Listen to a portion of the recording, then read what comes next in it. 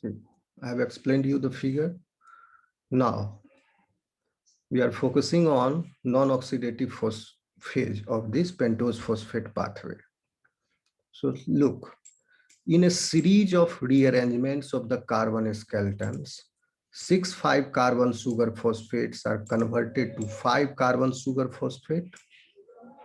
Okay, this is clear to you. Hexose monophosphate is getting converted into ribose 5-phosphate. Okay, so completing the cycle and allowing continued oxidation of glucose 6-phosphate with the production of NADPH.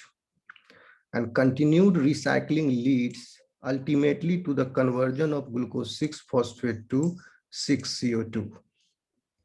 Clear है या explain Yes, कर clear है तो आगे बढ़ते जाएंगे.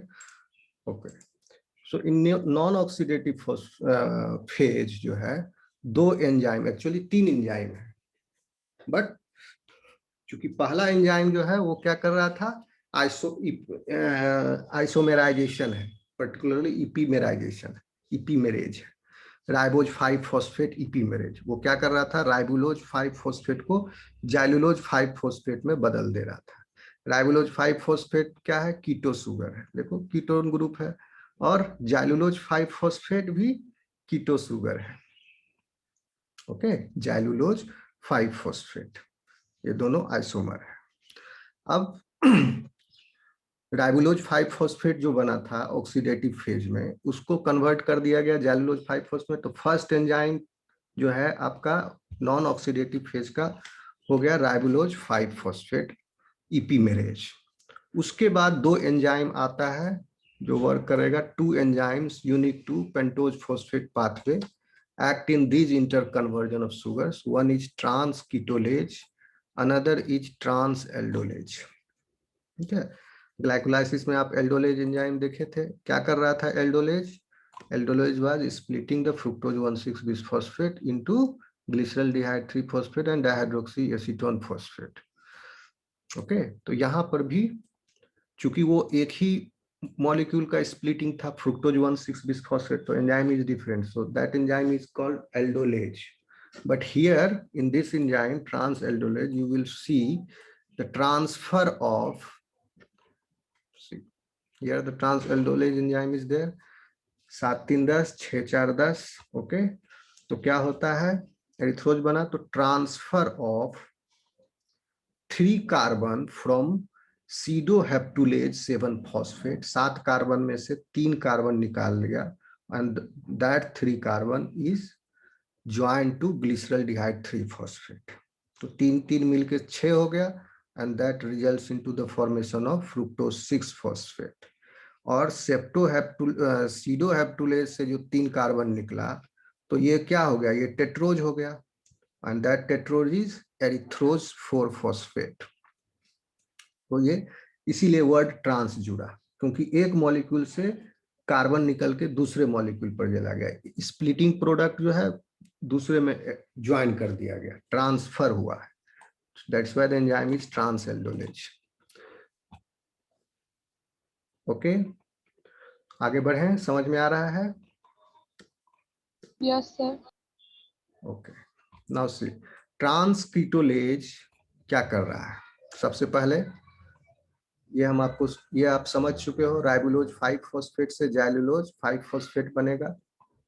उसके बाद जाइलुलोज 5-फॉस्फेट ज्वाइन करेगा राइबोज 5-फॉस्फेट से. जाइलुलोज 5-फॉस्फेट कीटो सुगर है, राइबोज 5-फॉस्फेट एल्डोलेज सुगर है. ट्रांस कीटोलेज एंजाइम जो है दोनों को ज्वाइन करके एक सेप्टोहेप्टुलेज 7-फॉस्फेट एंड ग्लिसरल्डिहाइड 3-फॉस्फेट बनाएगा. सो trans कीटोलेज catalyzes after this enzyme ribulose 5-phosphate epimerase, then trans ketolase comes, and trans ketolase is now catalyzing the transfer of a 2-carbon fragment from a ketose donor to an aldose acceptor. तो इस बात को समझिए, trans कीटोलेज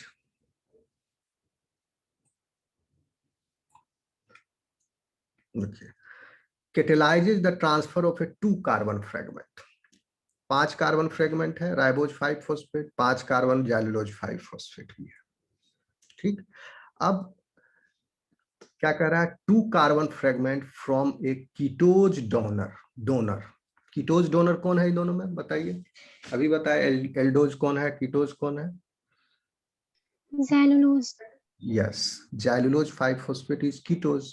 तो इससे 2 carbon निकल के transfer हो गया एल्डोज पर, ribose 5 phosphate by this enzyme transketolase. तो ये हो गया 5 2 7, और ये कितना बचा, 2 निकल गया तो 3 बचा।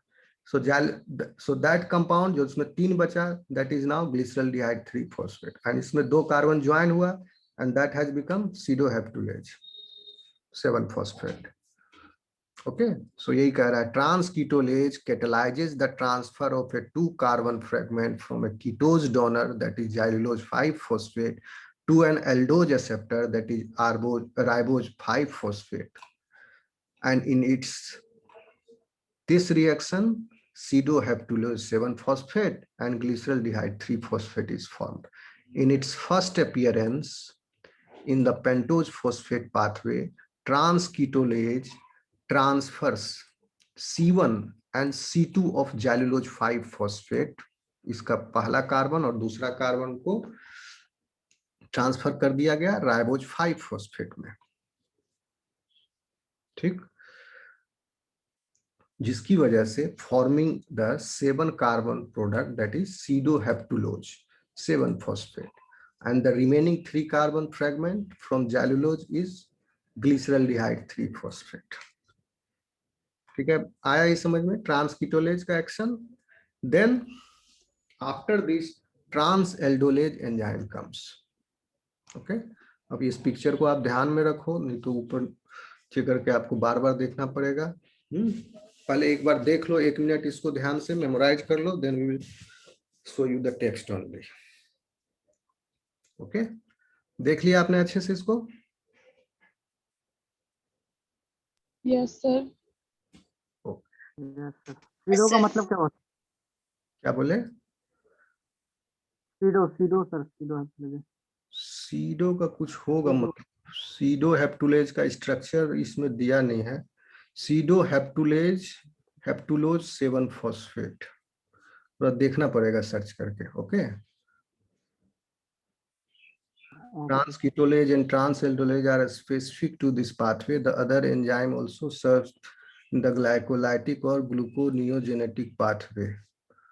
1 second, pseudoheptulase 7 phosphate.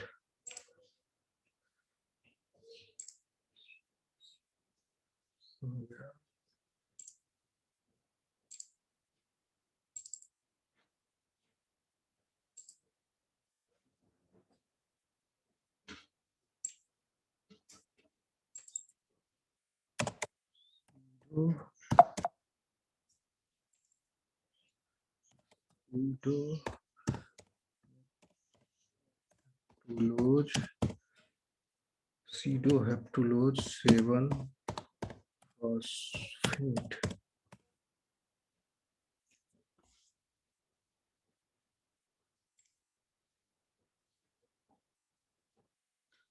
Is formed by transketolase and acted upon transaldolase. Pseudoheptokinase is an enzyme that uses pseudoheptulase and ATP to produce ADP and pseudoheptulose 7 phosphate. Pseudoheptulase biphosphate is pseudo. Why this pseudo is, I don't know. Search करेंगे why this pseudo statement term phrase is added to this. Okay, चलो दिखाएं।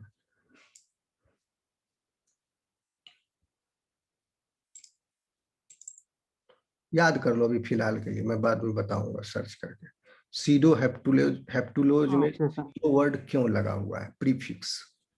What does pseudo means? Pseudo का मतलब अलग से अगर देखें, pseudo is a domain name. अच्छा, ये फालतू website, pseudo हेप्टुलोज।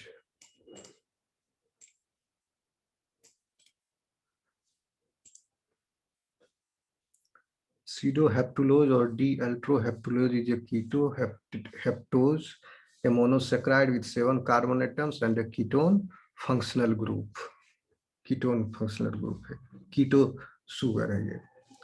It is one of the few haptoses found in nature and found in various fruits and vegetables ranging from carrots and leeks to figs, mango and avocados. It is an intermediate in respiratory and photosynthetic pathways and plays a vital role in the non-oxidative branch of pentose phosphate pathway. अच्छा देखेंगे बाद में. यहाँ तक clear है आपको? क्या हुआ? Yes, Yes, sir. sir. Trans ketose enzyme से सीडोहैप्टुलोज 7 फॉस्फेट नाम का एक कीटो शुगर बना 7 कार्बन वाला, और एक एल्डिहाइड शुगर बना 3 कार्बन वाला ग्लिसरल्डिहाइड 3 फॉस्फेट. उसके बाद फिर क्या हुआ? द एक्शन ऑफ ट्रांस कीटोलेज के कम्स. ट्रांस कीटोलेज के लिए सबस्ट्रेट, ये दोनों सबस्ट्रेट है. ठीक. तो अब trans कीटोलेज catalyzes a reaction similar to aldolase reaction of the glycolysis. A 3 carbon fragment is removed from pseudohaptulase 7 phosphate. 3 carbon remove हो गया तो 4 कार्बन बचा, and condensed with glyceraldehyde 3 phosphate, forming fructose 6 phosphate and the tetrose erythrose 4 phosphate. erythrose 4 phosphate हो गया aldolase, और ये हो गया कीटोज fructose 6 phosphate. Now trans ketolase acts again, forming, फिर से पहला वाला एंजाइम आ गया. ट्रांस कीटोलेज बनने के बाद फ्रुक्टोज 6 फॉस्फेट और एरिथ्रोज 4 फॉस्फेट, ये अकेला बच जाता, रेसिड्यू बच जाता है, लेकिन इसको भी यूटिलाइज होना है. सो अगेन वन जैलुलोज 5 फॉस्फेट, ये कीटो शुगर था, ये हो गया एल्डिहाइड शुगर. जब भी बाइंड कर रहा है एल्डिहाइड शुगर और कीटो शुगर कंबाइन हो रहा है. तो अब सेम टाइप ऑफ रिएक्शन है. यहाँ पर जो राइबोज 5 फॉस्फेट और जैलुलोज 5 फॉस्फेट ज्वाइन किया. ओके, एक कीटो शुगर है, एक एल्डोज शुगर है. यहाँ पर भी जैलुलोज 5 फॉस्फेट ही है, और एरिथ्रोज राइबोज 5 फॉस्फेट के बदले में एरिथ्रोज 4 फॉस्फेट है. एक कार्बन कम है सिर्फ. ये भी एल्डिहाइड शुगर था, एरिथ्रोज 4 फॉस्फेट भी एल्डिहाइड शुगर है. Same enzyme now condenses these two molecules, erythrose 4 phosphate and jallulose 5 phosphate, and giving rise to fructose 6 phosphate 6 carbon keto sugar and glyceraldehyde 3 phosphate 3 carbon aldose sugar. Okay, वही लिखा है यहाँ, glycerol forming fructose 6 phosphate and tetrose erythrose 4 phosphate. Now trans ketolase acts again, forming fructose 6 phosphate and glyceraldehyde 3 phosphate from erythrose 4 phosphate and jallulose 5 phosphate. 5 4 9 6 3 9 ये बन गया. अब 2 molecules of glyceraldehyde 3 phosphate formed by 2 iterations of these reactions. अब क्या हुआ इसके अंत में? सेकेंड जो ट्रांस कीटोलेज एंजाइम का जो एक्शन हुआ, उसके बाद क्या बचा? सब यूटिलाइज हो गया था, एक ग्लिसरल्डिहाइड 3 फॉस्फेट बच गया. अब 2 इटरेशंस, 2 बार इसका रिपीट होगा, तो 2 ग्लिसरल्डिहाइड 3 फॉस्फेट जमा हो गया, जो कि इस फिगर में आप देखे थे नीचे वाला arm. And that those 2 glyceraldehyde 3 phosphate will join together and will give rise to fructose 1,6 bisphosphate.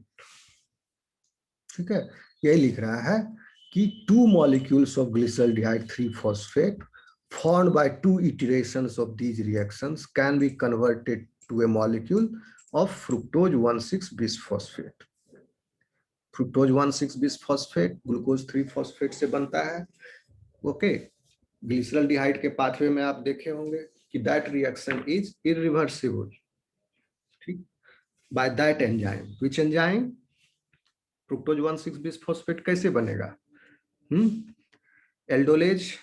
Aldolase जो था फ्रुक्टोज नहीं, this reaction is reversible. Fructose one six bisphosphate से फ्रुक्टोज 6-फॉस्फेट इज इरिवर्सिबल। ठीक है, तो फ्रुक्टोज 1,6-बिसफॉस्फेट कैसे बनेगा? एक ग्लिसरॉल्डिहाइड 3-फॉस्फेट जो बचा वो प्लस डाइहाइड्रोक्सी एसीटोन फॉस्फेट जुड़ेगा, और एंजाइम क्या था? एल्डोलेज। डाइहाइड्रोक्सी एसीटोन फॉस्फेट कहां से बना? फोस्फो ट्रायोज फॉस्फेट आइसोमेरेज जो है ग्लिसरॉल्डिहाइड 3-फॉस्फेट को डाइहाइड्रोक्सी एसीटोन में बदल दिया, और फिर glyceraldehyde three phosphate and dihydroxy acetone phosphate दोनों कंबाइन होके फ्रुक्टोज 1,6-बिसफॉस्फेट बन गया by aldolase enzyme, reverse step of this glycolysis, and this step is also common in gluconeogenesis. And finally उसके बाद फ्रुक्टोज 1,6-बिसफॉस्फेट जो है वो FBPH1, यानी ये हो गया, क्या नाम है FBPH1 का?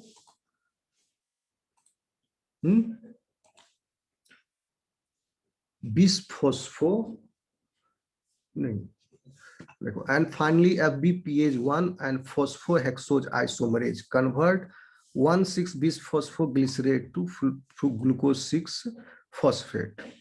तो 1,6-बिसफॉस्फेट से ग्लूकोज 6-फॉस्फेट बनने के लिए क्या चाहिए? 1,6-बिसफॉस्फो 1 second. Phosphofructose kinase 1. नहीं, that is a different enzyme. Phosphofructose kinase 1 is different enzyme. इसका फुल फॉर्म नहीं लिखा सर फ्रक्टोज 1,6-बिसफॉस्फेटेज लिखा हुआ है क्या? हाँ हाँ सही, इसका फुल फॉर्म हो गया फ्रुक्टोज बिसफॉस्फेटेज। फ्रक्टोज 1,6-बिसफॉस्फेट। फ्रुक्टोज बिसफॉस्फेटेज। तो फ्रुक्टोज बिसफॉस्फेटेज जो है पहले एल्डोलेज एंजाइम दोनों को ज्वाइन करके बना दिया fructose one six bisphosphate, and fructose one six bisphosphate will be converted into fructose 6-phosphate by this enzyme FBPH1. That is, इसका फुल फॉर्म क्या हो गया? Fructose bisphosphatase 1, fructose one six bisphosphatase, this is that enzyme. दिख रहा है ये पिक्चर, जिससे फ्रुक्टोज 6-फॉस्फेट बना था, और ग्लाइकोलाइसिस में फ्रुक्टोज 6-फॉस्फेट से फ्रुक्टोज 1,6-बिसफॉस्फेटेज बनने के लिए एंजाइम था वो फॉस्फोफ्रुक्टोकाइनेज 1। ठीक है, इसीलिए ग्लाइकोलाइसिस में दैट स्टेप इज रिवर्सिबल। तो अब डिफरेंट एंजाइम है which is converting fructose 1,6-bisphosphate into fructose 6-phosphate by this enzyme fructose 1,6-bisphosphatase, उसी का शॉर्ट फॉर्म है this one, fructose 1,6-bisphosphatase 1. And finally ये दोनों स्टेटमेंट को इस स्टेटमेंट में कंबाइन कर दिया है, इसलिए ऐसा लग रहा था। तो फ्रुक्टोज 1,6-बिसफॉस्फेटेज बना, ग्लिसरॉल्डिहाइड 3-फॉस्फेट और डाइहाइड्रोक्सी एसीटोन के जुड़ने के बाद, and fructose 1,6-बिसफॉस्फेटेज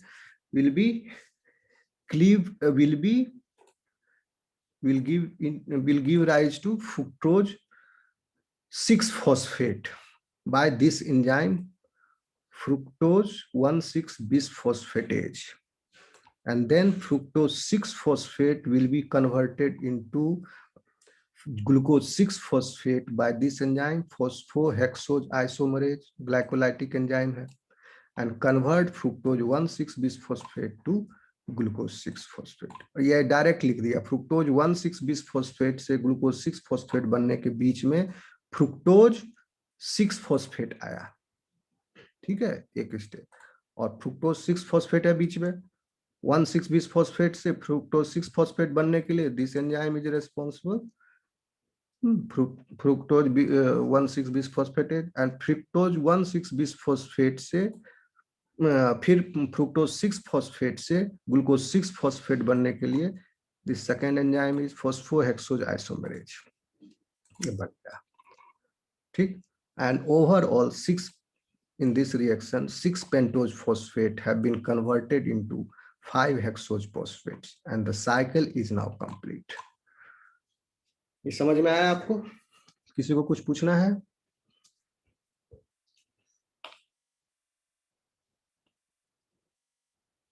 hello, Yes, sir. पूछना है कुछ? No, sir. No, sir. सब समझ में आ गया? जब Yes, sir. पूछेंगे हम सवाल ना, तब कहोगे कि नहीं आ रहा है। और ये याद रखना, एग्जाम लेंगे इंटरनल, सब पूछूंगा मैं। Okay, the process described in figure 1422, ये जो फिगर 22 फिगर है, दिस फिगर, जिसमें आपको oxidative phase of the pentose phosphate pathway के, oxidative phase of the pentose phosphate pathway में कितना स्टेप है एंड कितने कंपाउंड है, कितने इंटरमीडिएट्स थे, गिन लो। इसको याद करना पड़ेगा आपको कम से कम। गिनो, कहाँ से स्टार्ट हुआ था? ये छोटा पाथवे ग्लाइकोलाइसिस के मुकाबले। Glucose 6 phosphate, first one glucose 6 phosphate से 6 phosphoglucono delta lactone, the second one, third one is 6 phosphogluconate, fourth one is D-ribulose 5-phosphate, and the sixth one is D-ribose 5-phosphate. So if you look carefully, how many steps are there? This is the step, the number of enzymes. कितना है उतना ही step हो गया। Enzyme, एक enzyme glucose 6 phosphate dehydrogenase, second enzyme lactonase, third enzyme 6 phosphogluconate dehydrogenase, and fourth enzyme is phosphopentose isomerase. तो 4 step है, 4 enzyme है, तो 4 याद करना कौन सा बड़ा मुश्किल है। तो इसको याद कर लोगे आप। इसका भी फॉर्मूला बता देंगे आपको लास्ट में लेक्चर में। ओके, अब देखिए, ये क्लियर है आपको? सिंपल है ये तो पाथवे। ग्लूकोज 6 फॉस्फेट से 6 फॉस्फोग्लूकोनो डेल्टा लैक्टोन बना, ठीक है। उसके बाद 6 फॉस्फोग्लूकोनो डेल्टा लैक्टोन से 6 फॉस्फोग्लूकोनेट बना, कल बताए ही थे। 6 फॉस्फोग्लूकोनेट से डी राइबुलोज 5 फॉस्फेट बना, कीटो शुगर है, एंड डी राइबोज 5 फॉस्फेट से आइसोमेराइज होकर डी राइबोज 5 फॉस्फेट बना। तो even if the cell is going under non oxidative phase, ठीक है, तो उसमें भी राइबोज 5 फॉस्फेट बनेगा, because ribose 5 phosphate is one of the substrate of the enzyme transketolase के लिए राइबोज 5 फॉस्फेट इज सबस्ट्रेट है। और इसका दूसरा सबस्ट्रेट है जाइलुलोज 5 फॉस्फेट। जाइलुलोज 5 फॉस्फेट जो है कहां से आ रहा था, कहां से आएगा? वो यही राइबुलोज 5 फॉस्फेट इपीमेराइजेशन से आएगा, ठीक है। तो एक तो एंड प्रोडक्ट और एक बीच का प्रोडक्ट। इस नॉन ऑक्सीडेटिव फेज में एक and product will be the substrate और एक second last product, this also is substrate. ये दोनों सबस्ट्रेट, राइबुलोज 5 फॉस्फेट भी सबस्ट्रेट है एंड राइबोज 5 फॉस्फेट भी सबस्ट्रेट है। राइबुलोज 5 फॉस्फेट सबस्ट्रेट किस तरह से है? ये इपीमेराइजेशन होगा and it will be converted into xylulose 5 phosphate, and the xylulose 5 phosphate और फिर डी राइबोज 5 फॉस्फेट, ये दोनों कंबाइन होकर के then it will give rise to ribose 5 phosphate, give rise to sedoheptulose 7 phosphate and glyceraldehyde 3 phosphate, ठीक। बढ़े आगे।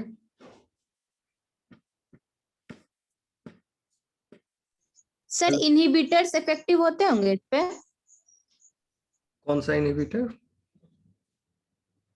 कोई भी इनहिबिटर सर, मतलब जो इस रिएक्शन को रोक सके। हाँ, आप पूछ रहे हैं इसका रेगुलेशन पेंटोज फॉस्फेट पाथवे का? Yes sir. तो इसका रेगुलेशन सेल के डिमांड पर निर्भर करता है, ठीक है। सेल में जो है एक रिड्यूसिंग एटमॉस्फेयर क्रिएट किया हुआ है ताकि फ्री ऑक्सीजन रेडिकल्स जो है सेल्स को डैमेज नहीं करें। और रिड्यूसिंग एटमॉस्फेयर कैसे क्रिएटेड है? With the ratio of NADPH by NADP+। Okay, तो जब सेल में NADPH बढ़ जाएगा मात्रा, That means the NADPH is not getting utilized, reducing atmosphere is already there. So most of the glucose 6-phosphate will be channelized via glycolytic pathway. If this ratio increases if this ratio decreases, that is NADPH to NADP plus ratio जो है वो decrease करेगा, यानी NADP plus बढ़ गया. NADP plus is the requirement for this pentose phosphate pathway to get continued. So that is why now NADP plus is available. So this pathway will be continued, will be followed, pentose phosphate pathway. In that condition, when there is a demand for NADPH in the cell, then glucose 6-phosphate will be channelized in pentose phosphate pathway. ठीक, अगर इस pathway के किसी enzyme को आप inhibit कर देंगे, then what will happen? The person will face the clinical consequences and manifestations. जैसे G6PD जो फर्स्ट एंजाइम है, glucose 6-phosphate dehydrogenase, the deficiency of this enzyme leads to the clinical condition. And आपको और बताएंगे एक enzyme और है जिसकी वजह से हो जाता है. ओके, सो कहने का मतलब this pathway is essential for the survival of the animal और प्लांट के लिए भी. ठीक है, क्योंकि प्लांट के फोटोसिंथेसिस में भी जो रिड्यूसिंग एजेंट है वो NADPH है, तो वहां भी NADPH चाहिए. और NADPH के प्रोडक्शन का यही एक मेथड है, that is oxidative phase of the pentose phosphate pathway. आपका सवाल का जवाब हुआ या कुछ और पूछना चाहते हो? नो सर, हो गया. Okay. So this process, which is described in this figure, that figure I have shown you, is known as oxidative pentose phosphate pathway. The first one. The first and third step are oxidations with large negative standard free energy changes and are essentially irreversible in the cell. क्या कह रहा है? पहला और तीसरा step जो है are oxidations with large negative standard free energy change. तो पहला कौन था?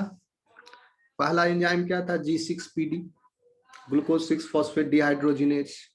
So that one is that reaction is having large standard free energy change, first reaction. And the third reaction is, third step कौन सा था? पहला step में भी NADPH बन रहा है और थर्ड स्टेप में भी NADPH बन रहा है. ये भी याद रखोगे आप, NADPH कहाँ बन रहा है और Mg+2+ सबके इस सब एंजाइम के लिए रिक्वायर्ड है. So this is the first one, first step. यहाँ पर भी लार्ज फ्री एनर्जी चेंज है NADPH. और थर्ड स्टेप दिस वन, जिसमें एंजाइम है 6-फॉस्फोग्लूकोनेट डिहाइड्रोजिनेज. जहाँ NADPH बन रहा है वहां डिहाइड्रोजिनेज वर्ड लगेगा, dehydrogenase.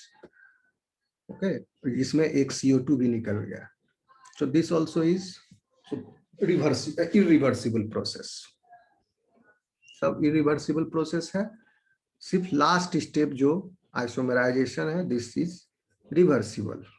Other reactions are irreversible. ठीक, irreversible in the cell, and the reactions of non-oxidative part of pentose phosphate pathway are readily reversible and thus